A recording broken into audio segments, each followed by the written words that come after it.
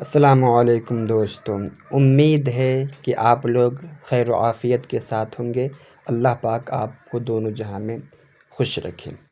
अभी ज़िलहिज्जा का महीना चल रहा है और इस महीने को क़ुरबानी का महीना भी कहा जाता है। अल्लामा शाकिर अली नूरी साहब ने क़ुरबानी के ताल्लुक़ से क्या कहा है, आप लोग इसको सुने। मेरे प्यारे आका सल्लल्लाहु अलैहि वसल्लम के प्यारे दीवानों, कुर्बानी के हवाले से आप पहला मसला देखें तो आप और हम जब जानवर ज़बह करने के लिए तैयार होते हैं तो यही तो पढ़ते हैं, इन्नी वज्जहतु वज्हिया लिल्लज़ी फ़तरस समावाति वल अर्द, पढ़ते हैं ना। कभी इसका मतलब भी सुना आपने? कभी मतलब भी समझा? नहीं नहीं, मतलब तो सिर्फ इतना है, जल्दी जानवर ज़बह और कलेजी घर पहुंचे और पका करके खा लें, यही तो मतलब होता है। सुनो इस आयत करीमा का और इस जुमले का मतलब क्या है। इन्नी वज्जहतु वज्हिया लिल्लज़ी फ़तरस समावाति वल अर्द, अल्लाहु अकबर, मैंने सबसे अपनी तवज्जो को हटा दी, सबसे मुंह मोड़कर उस रब की तरफ मैंने मुंह कर लिया जो जमीन और आसमान का पैदा करने वाला है। क्या हमारी तवज्जो कुर्बानी के वक्त अल्लाह की तरफ होती है? नहीं नहीं, हमारी तवज्जो उस तरफ नहीं होती जिस अमल के बारे में अल्लाह के रसूल सल्लल्लाहु अलैहि वसल्लम ये फरमाते हो कि कुर्बानी के जानवर के खून के कतरे के जमीन पर गिरने से पहले अल्लाह ताला कुर्बानी करने वाले की मगफिरत फरमा देता है। आप मुझे बताओ, इतना बड़ा अज्र जिस अमल पर अल्लाह ने रखा हो, क्या वो सिर्फ गोश्त खाने के लिए हो सकता है? नहीं नहीं, आइए मैं कुरान की रोशनी में समझाऊं, पैगाम कुर्बानी को समाअत करें कि कुर्बानी का पैगाम क्या है। अल्लाहु अकबर, मेरे प्यारे आका सल्लल्लाहु अलैहि वसल्लम के प्यारे दीवानों, दौरे जाहिलियत के अंदर कुफ्फार जब कुर्बानी करते तो कुर्बानी का गोश्त काबे की दीवार पर लगा दिया करते और उसे वहां पर खून, काबे की दीवार के ऊपर खून लगा दिया करते। ये दौरे जाहिलियत का कानून था।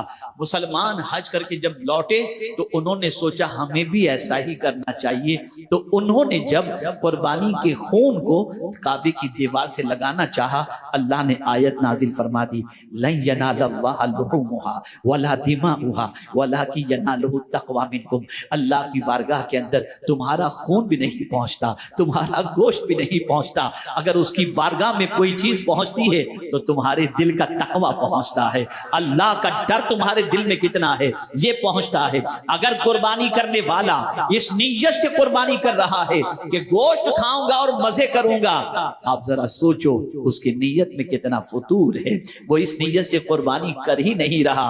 अल्लाह अकबर। हालांकि कुर्बानी के हवाले से नीयत यही होनी चाहिए कि मखसूस जानवर को मखसूस औकात के अंदर अल्लाह के तकर्रुब की नीयत से कुर्बानी करना, ये नीयत है इस कुर्बानी की। किस लिए कुर्बानी करो? ताकि अल्लाह का कुर्ब नसीब हो। ये कुर्बान लफ्ज भी जो है ना, ये कुरान से है और ये अरबी है। मेरे प्यारे आका सल्लल्लाहु अलैहि वसल्लम के प्यारे दीवानों, ये कुर्बानी अल्लाह से करीब कर देती है, ये कुर्बानी अल्लाह के कुर्ब की दौलत अता करती है।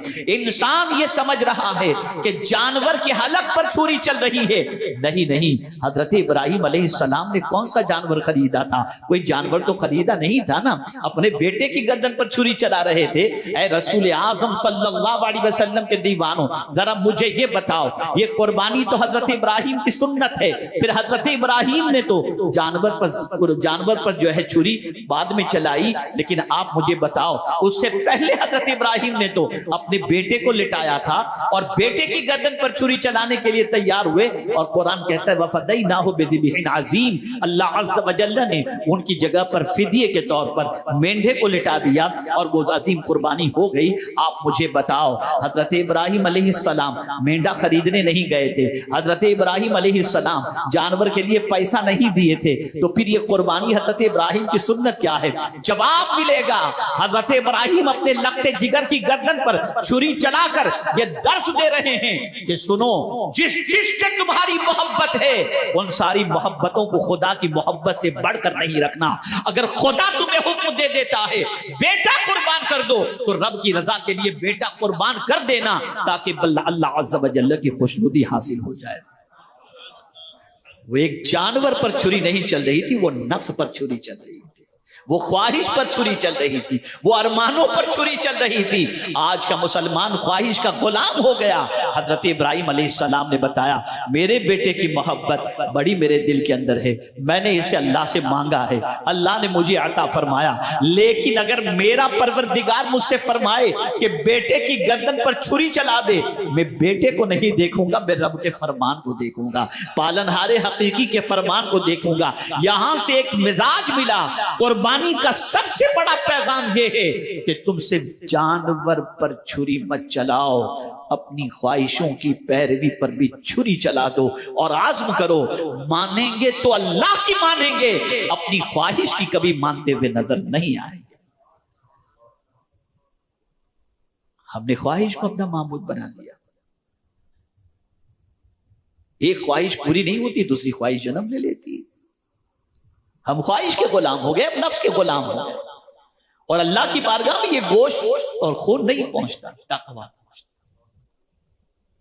और जितनी भी इबादतें हैं, तवज्जो चाहूंगा, जितनी भी इबादतें हैं वो सारी इबादतें हमें मुत्तकी बनाने के लिए हैं। इसको जहन में रखिएगा, सिर्फ हमें परहेजगार बनाने के लिए। और हम सब कुछ बन गए, नमाजी भी बन गए, रोजेदार भी बन गए, हाजी भी बन गए, और जो अल्लाह की राह में खर्च करने वाले भी बन गए, लेकिन अभी तक मुत्तकी नहीं बन सके, मुत्तकी नहीं बन सके। जिस मकसद के लिए इबादतें हैं वो मकसद हम हासिल नहीं कर सकते। क्या कभी आपने माह रमजान के रोजे के मकसद को देखा? कुतिबा अलैकुमुस सियाम कमा कुतिबा अलल लज़ीना मिन क़ब्लिकुम लअल्लकुम तत्तक़ून। रोजे इसलिए फर्ज किए गए ताकि तुम परहेजगार बन जाओ, ताकि तुम मुत्तकी बन जाओ। सफर हज के लिए जा रहे हो, ज़ादे सफर लेकर के जा रहे हो, लिबास